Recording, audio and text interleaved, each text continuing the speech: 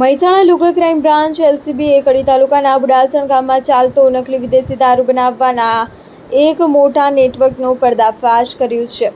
Police red દરમિયાન નકલી દારૂ બનાવવા માટે વપરાતું કેમિકલ, પ્રવાહી, ખાલી બોટલો, ખોખાઓ અને બ્રાન્ડેડ વિસ્કીના સ્ટીકરો સહિત કુલ ₹15,13,192 મુદ્દામાલ જપ્ત કર્યો છે. પીએસઆઈ એડી કાકરેજા અને પીસી જોરાજીને સંયુક્ત રીતે મળેલી ખાનગી અને સચોટ બાતમીના આધારે કડી પોલીસ સ્ટેશનના સ્ટાફ અને મહિલા કર્મચારીઓને સાથે રાખીને બુડાસણ ગામના ઠાકોરવાસમાં આવેલા એક મકાન પર દરોડો પાડવામાં આવ્યો. પોલીસ તપાસમાં ખુલાસો થયો છે કે આરોપીના ત્યાં 2 માળના મકાનના ઉપરના ભાગે આખું કારખાનું ચાલતું હતું. બહારથી આલ્કોહોલિક કેમિકલ લાવીને મોટી ટાંકીઓમાં પ્રોસેસ કરતા હતા. ત્યારબાદ આ નકલી પ્રવાહીને કાયમી કાચની બોટલોમાં પેક કરી તેના પર જાણીતી બ્રાન્ડ રોયલ સ્ટેજ વિસ્કીના ડુપ્લિકેટ સ્ટીકરો લગાવીને અસલી તરીકે વેચતા હતા. આ નેટવર્ક સાથે જોડાયેલા અન્ય આરોપીના ઘરે, તેની ભાડાની દુકાને તેમજ નજીકના કોમ્પ્લેક્સમાં આવેલી રાજશક્તિ એન્ટરપ્રાઇઝ નામની દુકાનમાં પણ પોલીસે સર્ચ ઓપરેશન હાથ ધર્યું હતું. ગુજરાતમાં દારૂબંધી વચ્ચે બ્રાન્ડેડ કંપનીના નામે નકલી દારૂ બનાવી લોકોના સ્વાસ્થ્ય સાથે ચેડા કરતા આ મોટા રેકેટને મહેસાણા પોલીસે ઝડપી પાડી આગળની કાયદેસરની કાર્યવાહી શરૂ કરી છે.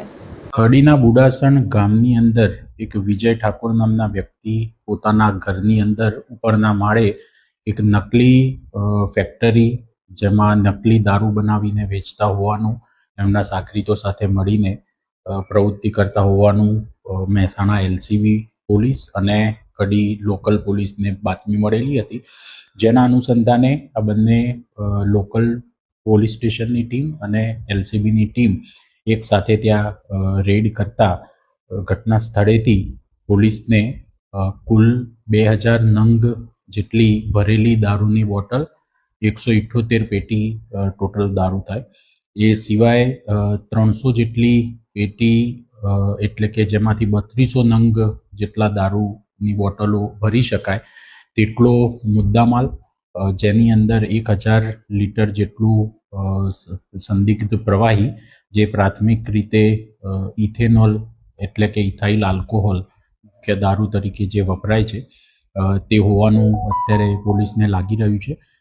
એની સાથે એસેન્સ, જે એમાં ટેસ્ટ એન્હાન્સ કરવા માટે એસેન્સ યુઝ કરવામાં આવે છે, એ એસેન્સની બોટલ્સ અને જે એનામાં ટેસ્ટ માટે અમુક જે બીટર ટેસ્ટ ડેવલપ કરવા માટે જે કેમિકલ્સ યુઝ થાય છે એ કેમિકલ્સ ત્યાંથી પોલીસે મળેલા છે.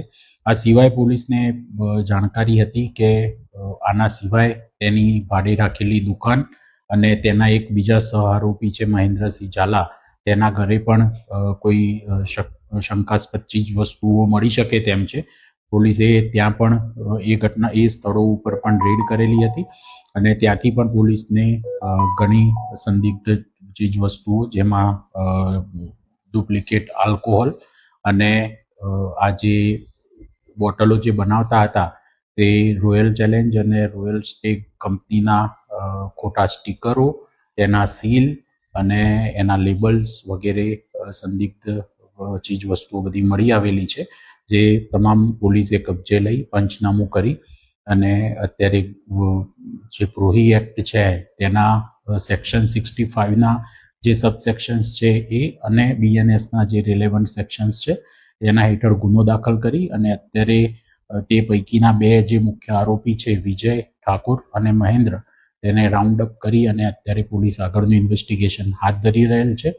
આગળના ઇન્વેસ્ટિગેશનમાં આ જે આરોપીઓ છે તેઓ આ સમગ્ર જે જથ્થો છે ઇથેનોલનો અને જે આ પ્રિન્ટ કરાવેલી જે એના સ્ટીકર, લેબલ્સ અને ખાલી બોટલો છે એ ક્યાંથી મેળવતા હતા અને આ ડુપ્લિકેટ દારૂ એ લોકો ક્યાં કોને સપ્લાય કરતા હતા તે તમામ બાબતે અત્યારે પોલીસ તપાસ હાથ ધરી રહેલી છે.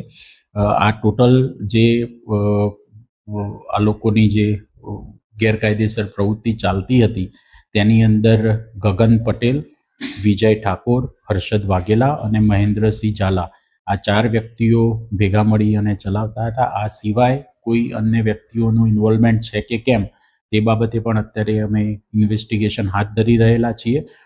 ત્યાંથી જે સંદિગ્ધ પ્રવાહી મળેલા છે તેને અત્યારે સીલબંધ કરી અને એફએસએલમાં ટેસ્ટિંગ માટે મોકલવામાં આવી રહેલા છે.